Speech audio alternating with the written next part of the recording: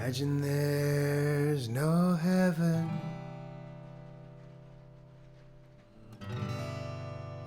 It's easy if you try.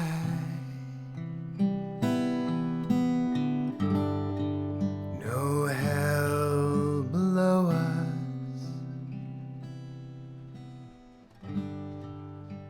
Above us only sky. Imagine all the people living for today.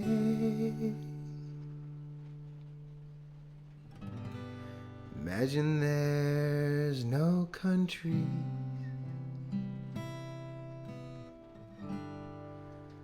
It isn't hard to do.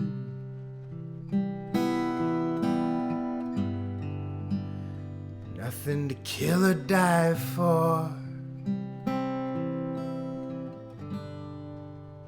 And no religion too. Imagine all the people living life in peace. You may say I'm a dreamer, but I'm not the only one. I hope someday you'll join us, and the world will be as one.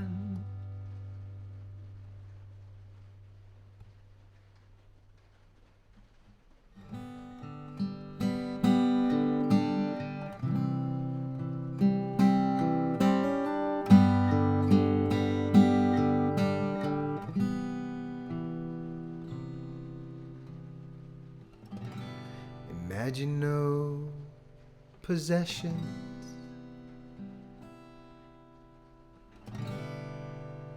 I wonder if you can. No need for greed or hunger.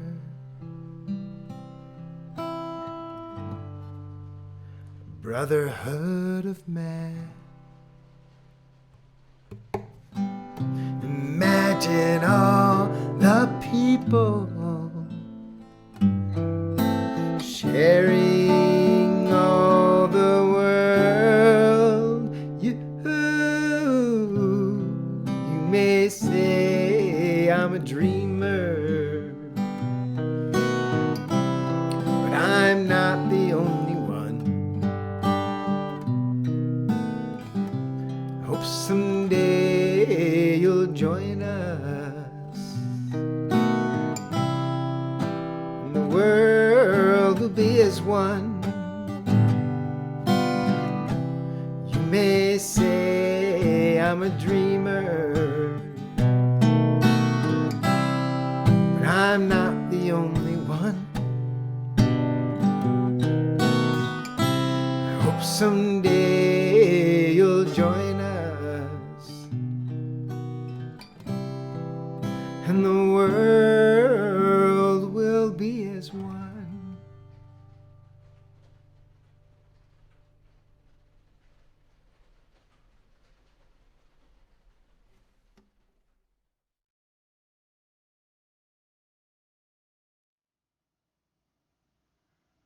Good evening, everyone. It's Reverend Kimmery Glenn. I wanted to welcome you to Music and Spirit.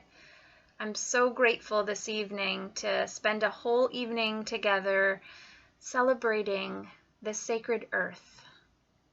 So how wonderful our pillars for All Souls are spirit and music and community and the earth. So one of our pillars we are really going to honor this evening.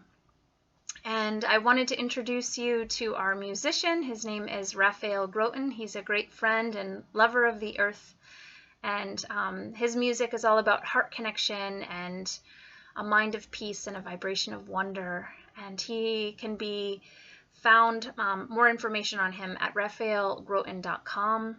and he has 3 CDs out right now, so you can check him out. I wanted you just to find out a couple different things that are going on. One, I wanted to let you know, if you haven't heard Don Chatfield, he was on VPR the other day, Reverend Don Chatfield, our lead pastor. So feel free to check our website. There's links to that. We talk about how faith communities are changing with all that's going on. So you can find that on the web. And I just wanted to connect us all with different opportunities like our meditation services, which continue at 9 to 10 on Sunday mornings. And then after the meditations, actually, Minister Barbara Benton and Nina Reagan are doing an amazing discussion group on Zoom. That's called Our Search for Meaning, and that's at 10:30, right after meditation, which is both on Zoom. And after, if you can't make the Sunday meditation and you want another one, John Howe, our board member, is also offering a 7:30 evening Wednesday meditation, which is a little bit shorter, and I've been enjoying. Thank you, John. Our men's group on Thursdays continues, so just check out our website and see what's going on. We continue to try to find ways to link our community. And again, we are here tonight to honor the earth. This is actually Earth Day's 50th year, so it's been going since 1970. What an amazing thing. And even during this time, you know, we've been hearing about the changes that are happening to the earth, because when we kind of step back and allow regeneration, it's actually happening. So I just want to honor the earth with our stepping back and coming into the knowing that we are a part of the web of life. And I'll start with opening words by Chief Seattle. You most likely have heard part of this before, but I can't hear this one enough, so I'd like to share it with you again. This we know: the earth does not belong to us. We belong to the earth. All things are connected. Like the blood that unites one family. Whatever befalls to the earth befalls to the children of the earth. We do not weave the web of life. We are merely a strand in it. Whatever we do to the web, we do to ourselves. So let us be kind to everything around us. If you're missing hugs like me, go hug a tree. It works. I did it the other day.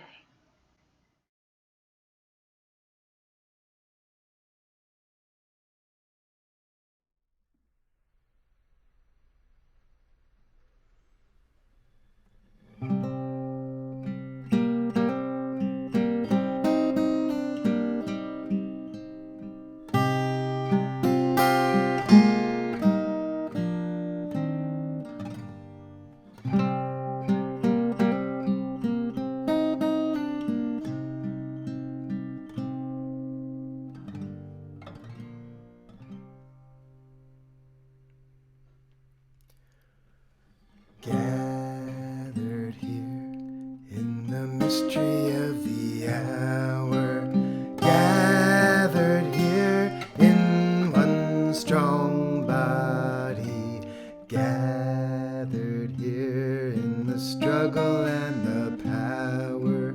Spirit, draw near. Gathered here in the mystery of the hour, gathered here in one strong body, gathered here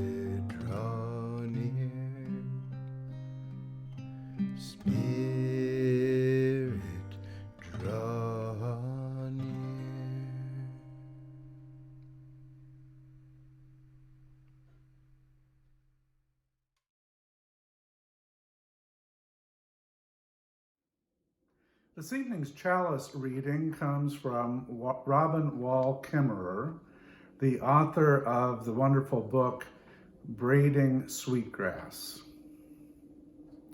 Knowing that you love the earth changes you, activates you to defend and protect and celebrate. But when you feel that the earth loves you in return, that feeling transforms the relationship from a one-way street into a sacred bond.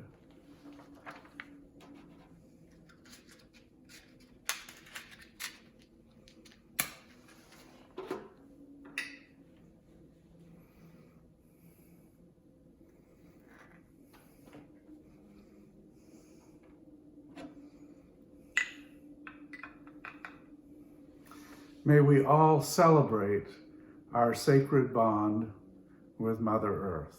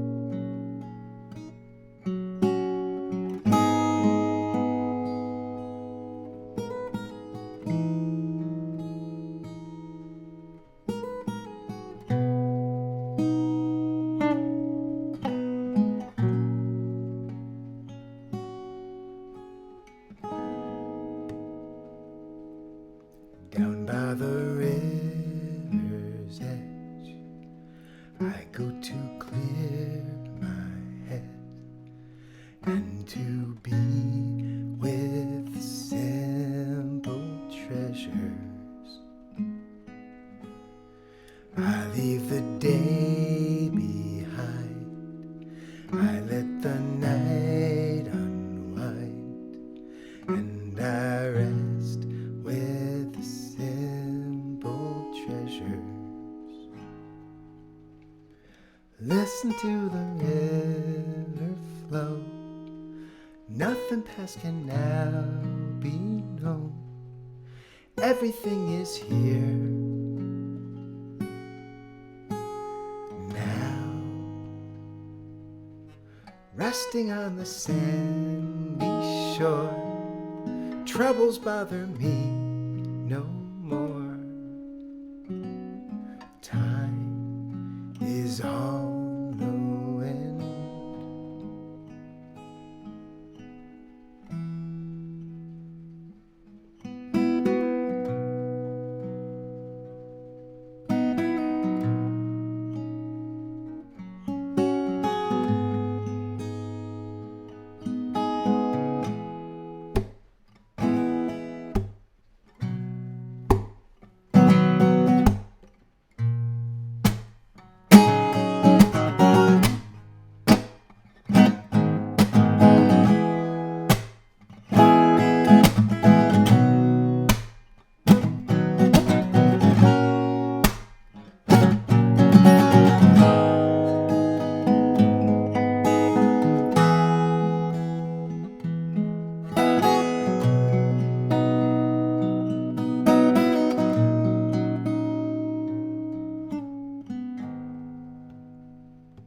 I'm going back home, I'm going back home, I'm going back home to the river's edge and going back home.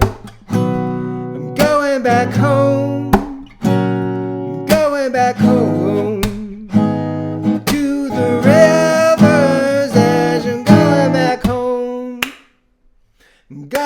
back home, going back home to the river's edge, going back home, going back home, going back home to the river's edge.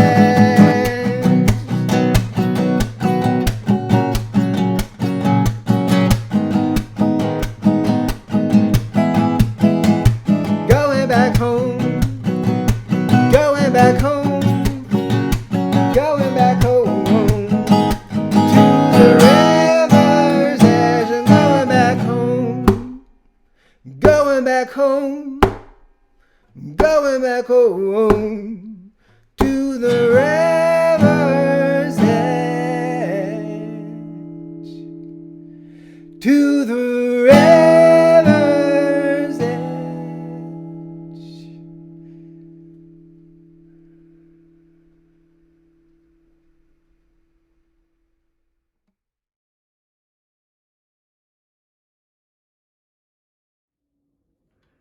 On Wednesday, April 22nd, we celebrate Earth Day, and this year marks the 50th anniversary of this important observance. Earth Day was founded by Senator Gaylord Nelson back in 1970 to focus our attention on the environment. And Senator Nelson, who was from Wisconsin, had seen firsthand the devastation of an oil spill off of the coast of Santa Barbara, California.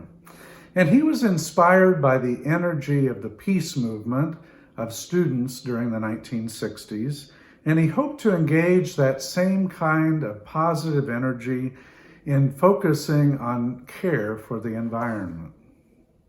So the first Earth Day took place on April 22nd, 1970, and they actually chose that day to be between spring break and final exams. And on that day, 20 million Americans, which represented 10% of our population at that time, came together in parks and plazas and auditoriums from coast to coast to call for better protection of our environment. Thousands of colleges and universities organized events to also call for environmental protection. Now, what's impressive to me is what happened next.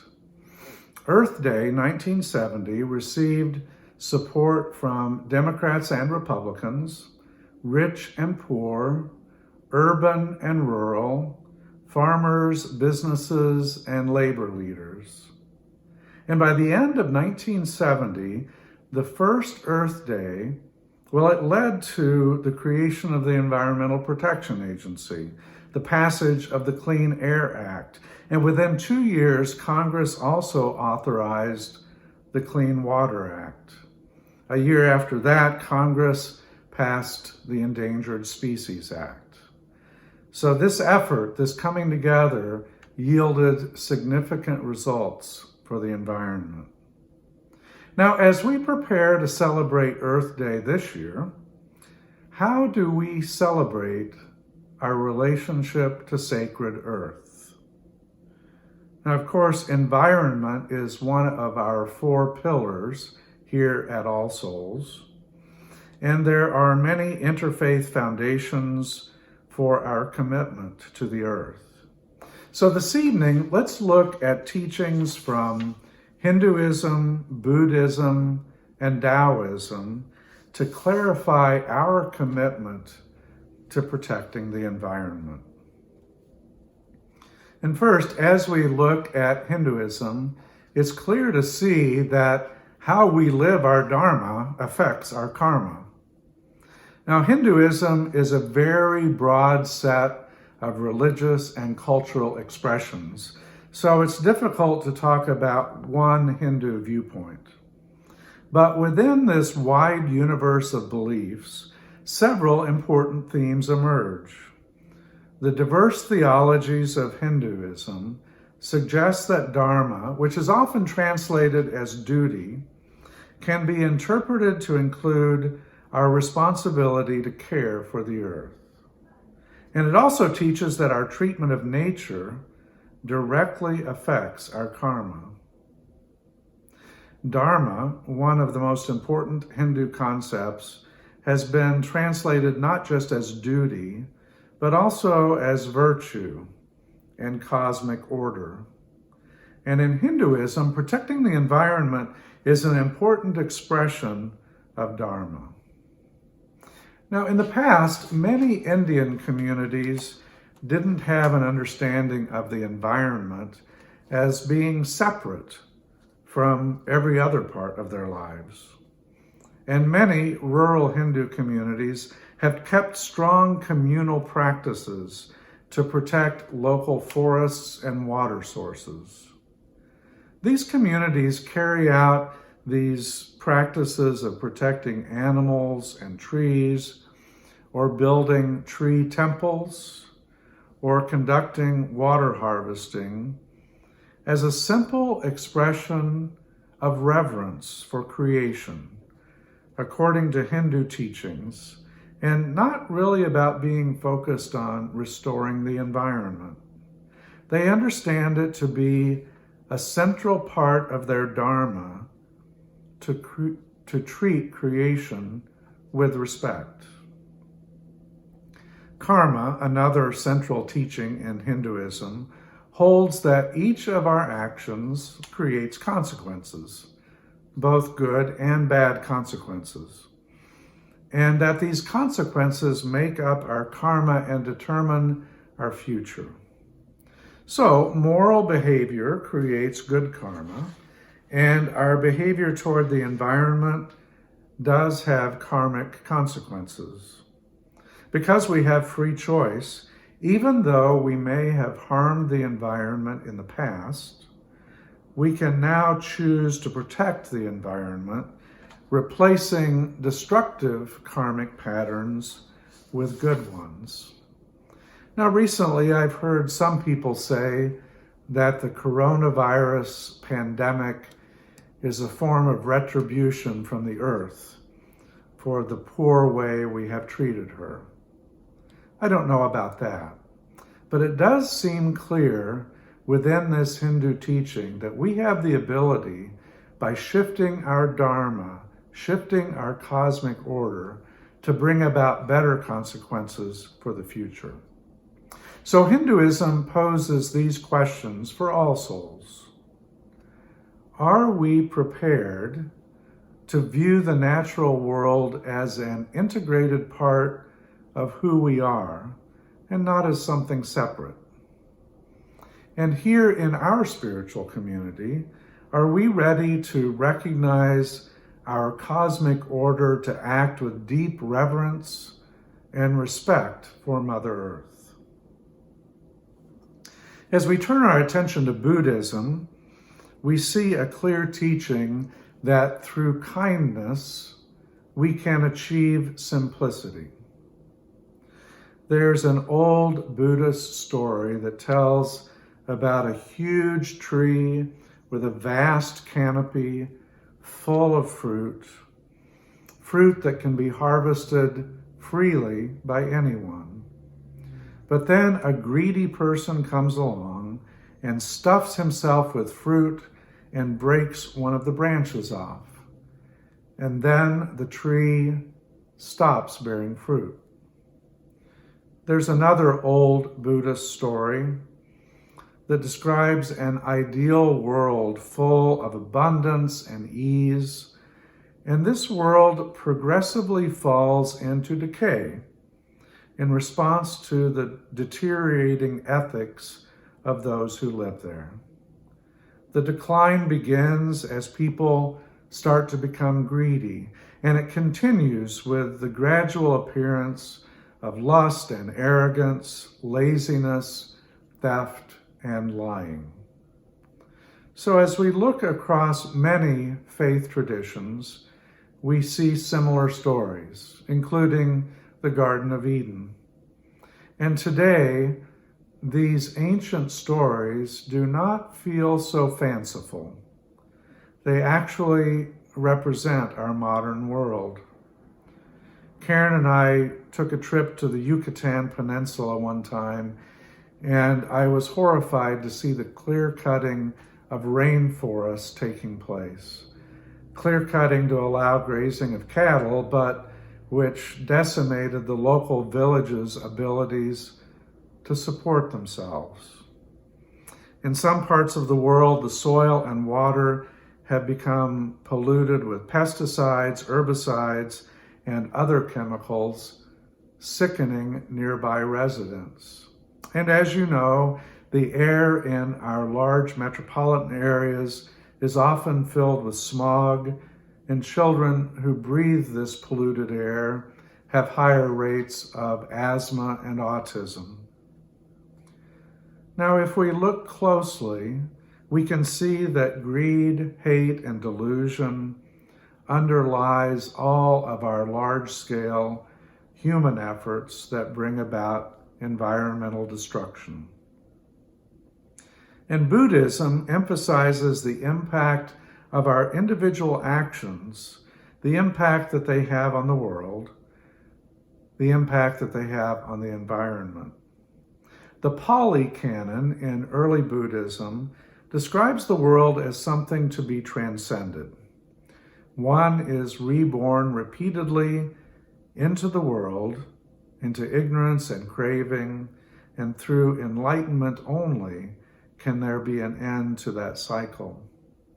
So in that teaching, monks and nuns were encouraged to live in nature, because living away from town was more conducive to a simple, calm, and undistracted life.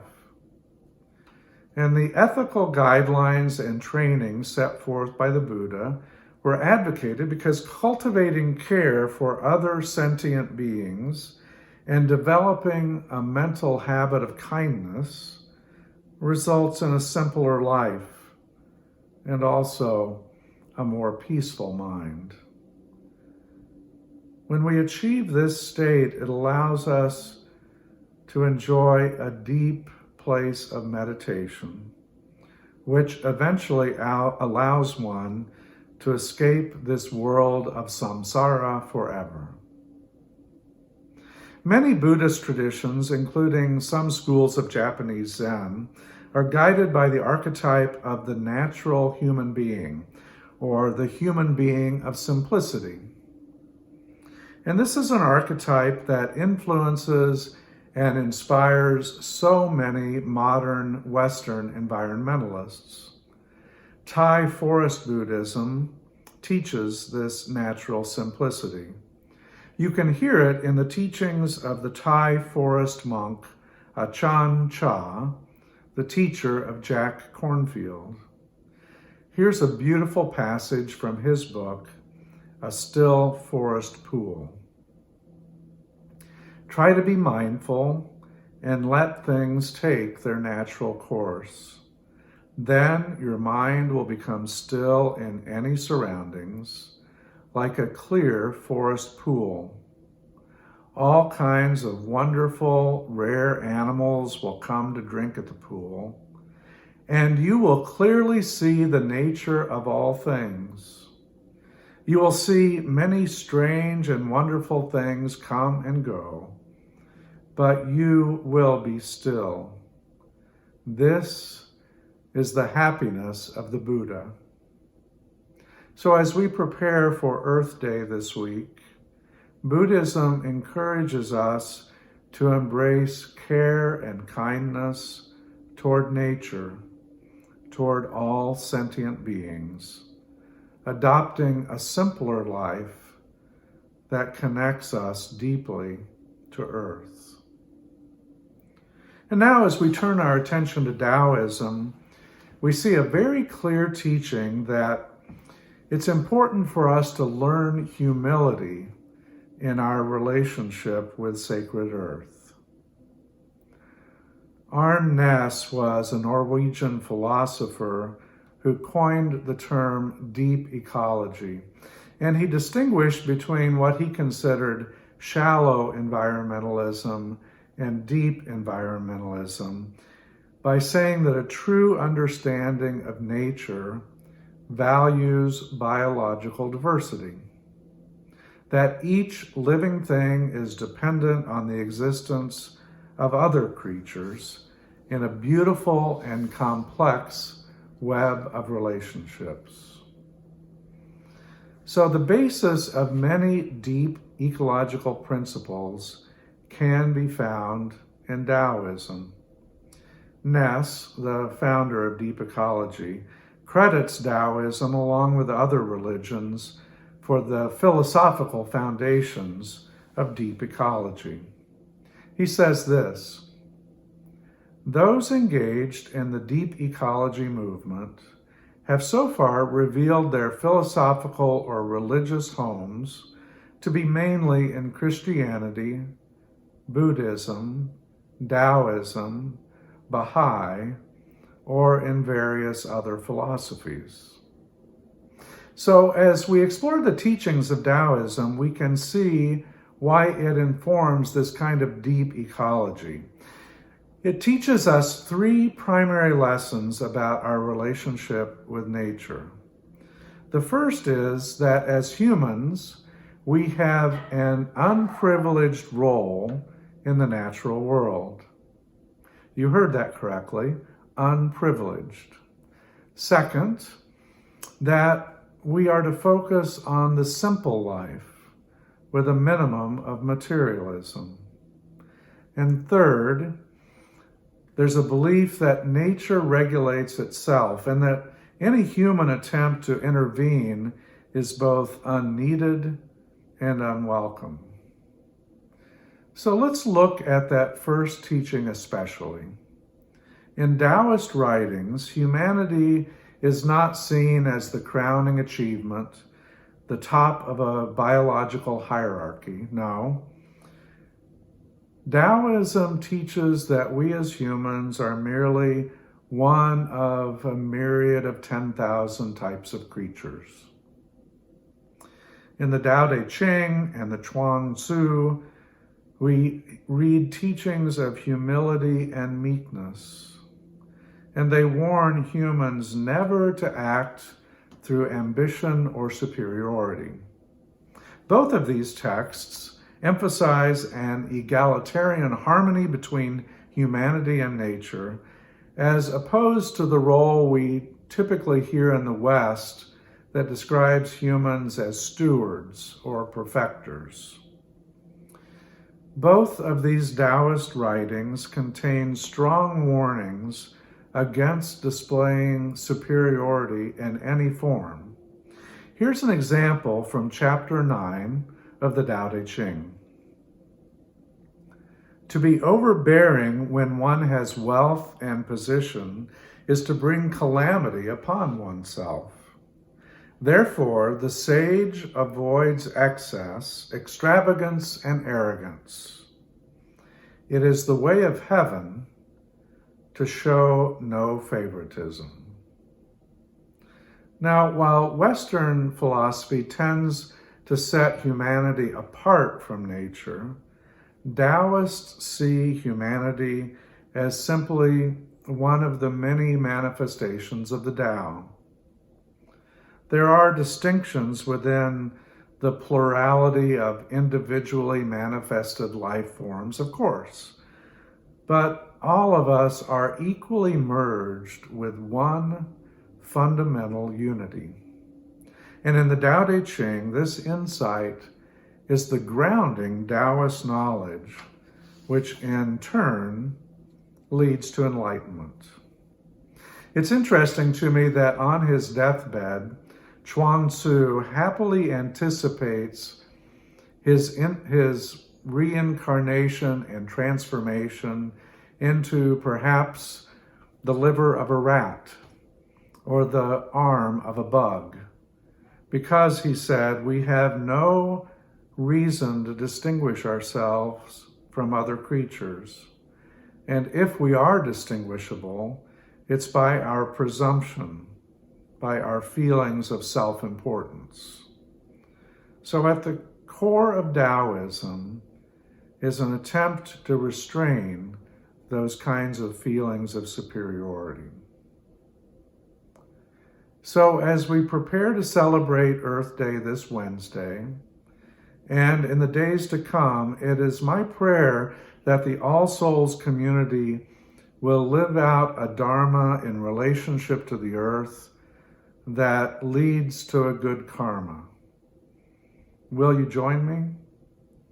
I also pray that we will choose kindness and simplicity as hallmarks of our relationship with sacred earth. And I pray that we will learn humility, recognizing that we as humans, well, we are one part of this wonderful web of life, and that we will choose to live in harmony with all of creation. May you know many blessings in the week to come.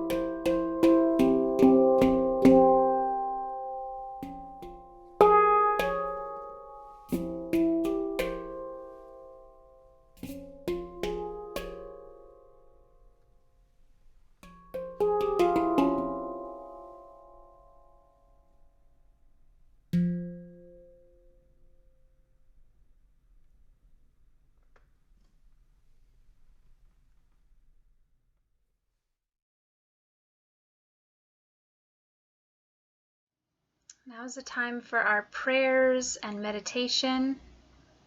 So we're going to take a moment if anyone wants to get a candle quick, and they can get it ready to light.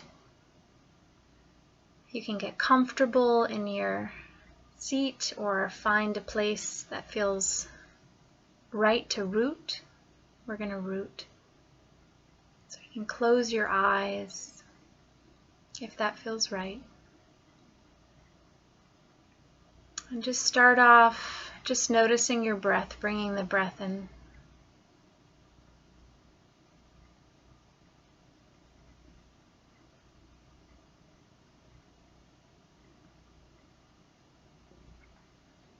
And wherever you are sitting, whatever's holding your weight, whether it be maybe you're standing and you're at your feet, or maybe you're sitting and it's your sit bone, just imagining the roots and allowing your breath, with every breath, the out breath especially, just to bring the roots even deeper down. If you could imagine roots coming from the sit bone or the feet going into the earth. So let's first just take a couple breaths and just really send our roots down, down, down deep.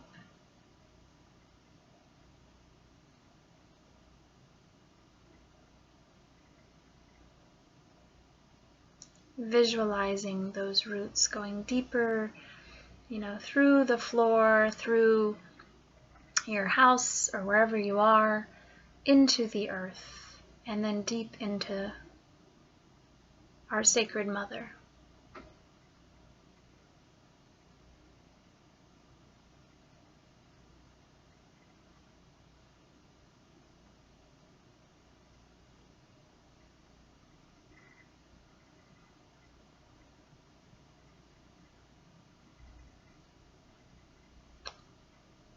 And as you breathe in, you're just going to breathe in all that earth wisdom, all that earth love, all that motherly earth holding and nurturing.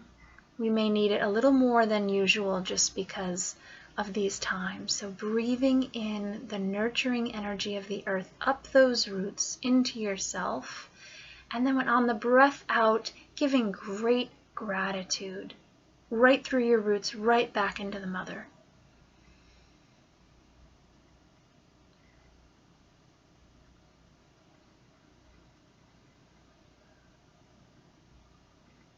Continue to do that, breathing in earth energy, breathing out gratitude.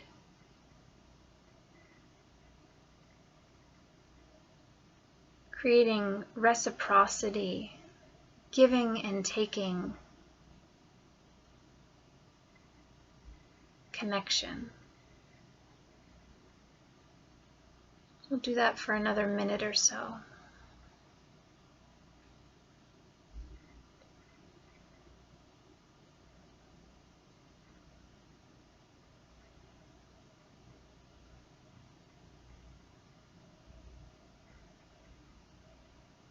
Breathing in her knowledge and wisdom, her love, breathing out gratitude.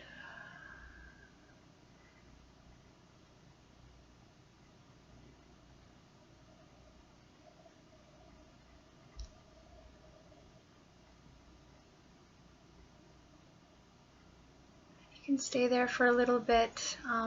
For those of you who want to stay there, just stay there in that place. For those of you who want to add prayers, this is a time for prayers. Mother Earth is an incredible composter, as you know. She takes the leaves off of trees and she recycles them and she makes amazing soil with them. She also can compost our worries. She can compost and work with our prayers, and she can make our prayers her prayers too. So just take a moment to add prayers. You can actually send them down the roots as well, or you can just send them out your heart into the air. So bring in your prayers. You can speak them out loud. You can sing them to her. You can offer them silently. Let's take a moment to all bring in our prayers, our individual prayers, our personal prayers.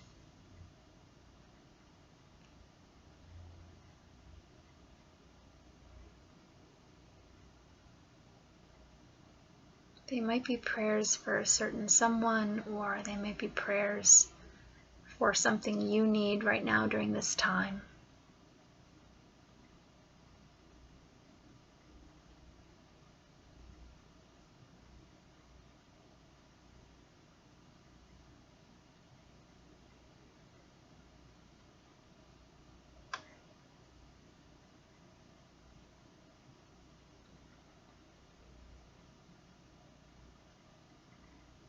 And then together we'll also add a prayer for the earth. So first imagine, what is some of your favorite things about the earth? And if you're sitting around with your family right now, share them to each other. Share them to your loved one. If you're not with anyone, share them to yourself. Share them to the world just in your room. What are the things you love about the earth? I know for me, trees, seeing a tree with its roots and its limbs going up was one of my favorite things. The sky, there's so much about the earth I love. So bringing in envisioning all that you love about the earth. Take a moment to do that.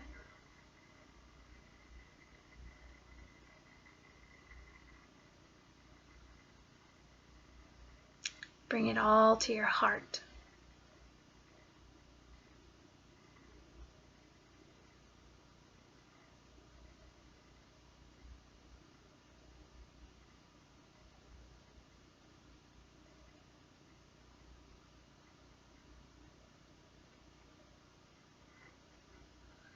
And then any prayers you wish for the earth right now.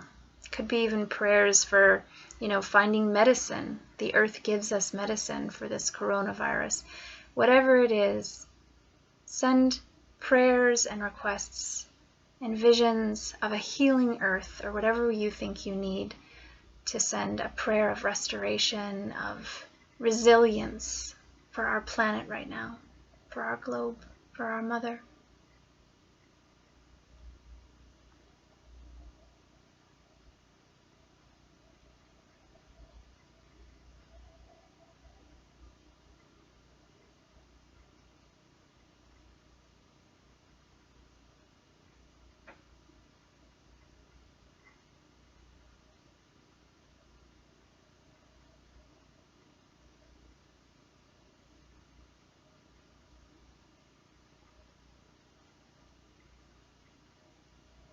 Imagining her healthy and well. Imagining the ways after all of this that we will continue to be in the web of life together and live in sacred reciprocity with the earth. Thank you so much for your prayers. My final prayer I just want to sing. It's I'm not actually sure of the origin. I've heard it as a goddess chant, I've heard it as a Native American chant, and I've heard it as a pagan chant. But it's one of my favorite chants, and I think it really is about we are the earth. I just love to sing it quick as a prayer. Earth, my body, water, my blood, air, my breath, and fire, my spirit. Earth, my body, water, my blood, air, my breath, and fire, my spirit. Earth, my body, water, my blood, air, my breath, and fire, my spirit. You can sing it with me. Earth, my body, water, my blood, air, my breath, and fire, my spirit. Thank you.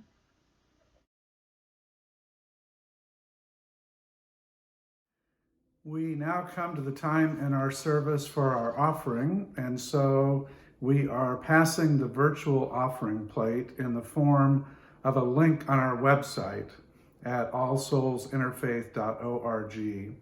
There on the homepage at the very bottom, you'll see a button you can press to make a donation. Like many, we are feeling the impacts of the stay-at-home order, and just this past week we did submit an application for the payroll protection plan to make sure we're able to continue paying our staff. Unfortunately, those funds have run out, so anything that you can do to help us maintain our ministry is greatly appreciated. Our tradition is at this time of offering to bless whatever it is that we are offering. And we do so by taking our hand and either enclosing in our hand the monetary offering that we are sharing, or to symbolically offer something from our life in the way of talent or time toward the All Souls ministry or the greater community.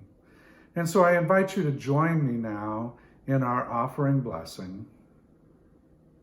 Divine love, as me, blesses and multiplies all that I am, all that I have, and all that I give.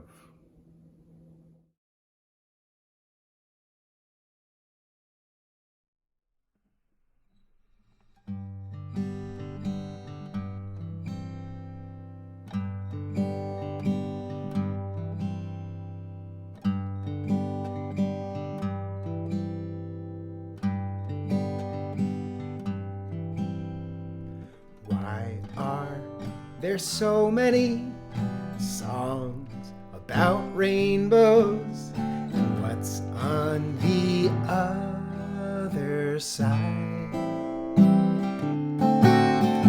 Rainbows are visions, but only illusions. Rainbows have nothing to hide.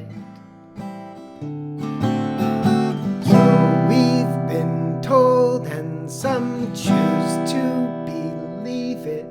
I know they're wrong. Wait and see. Someday we'll find it.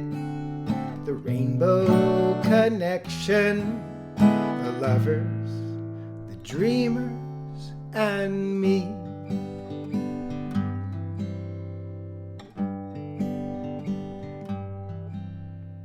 Who said every wish would be heard and answered when wished on the morning star?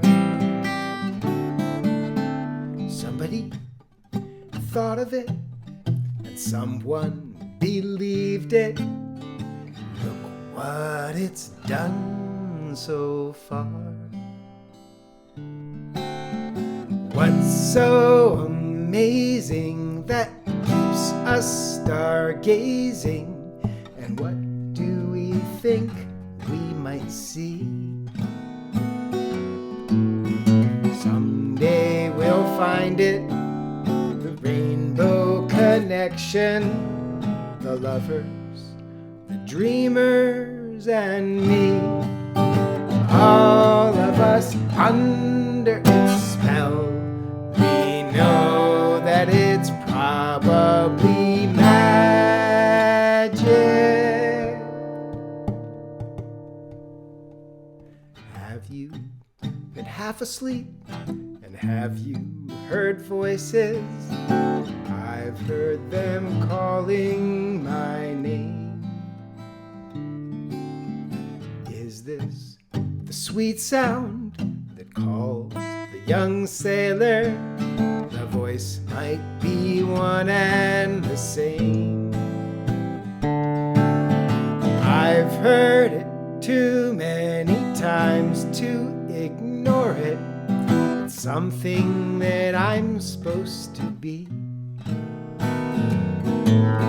Someday we'll find it, the rainbow connection, the lovers, the dreamers, and me. La da da dee da da doo,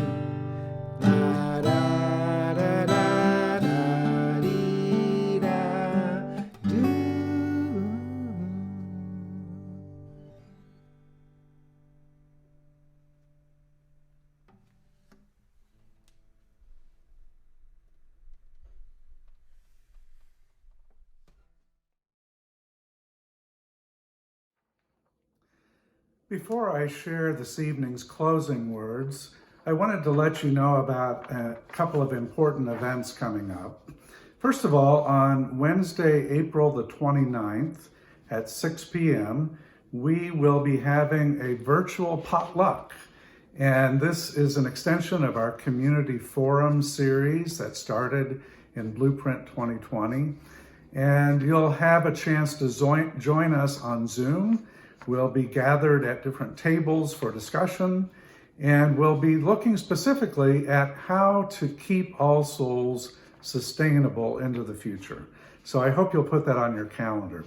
Also, on Sunday, May the 3rd, the Committee on Temporary Shelter, which serves our local homeless population, is having a virtual walk to raise money for this important work.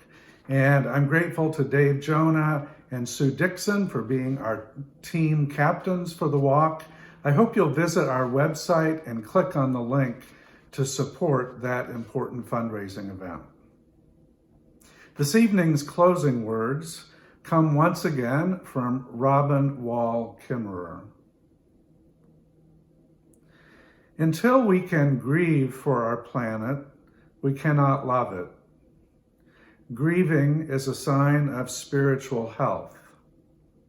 But it is not enough to weep for our lost landscapes. We have to put our hands in the earth to make ourselves whole again.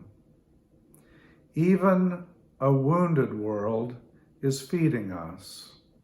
Even a wounded world holds us, giving us moments of wonder and joy. I choose joy over despair. And in the week to come, may we all choose joy.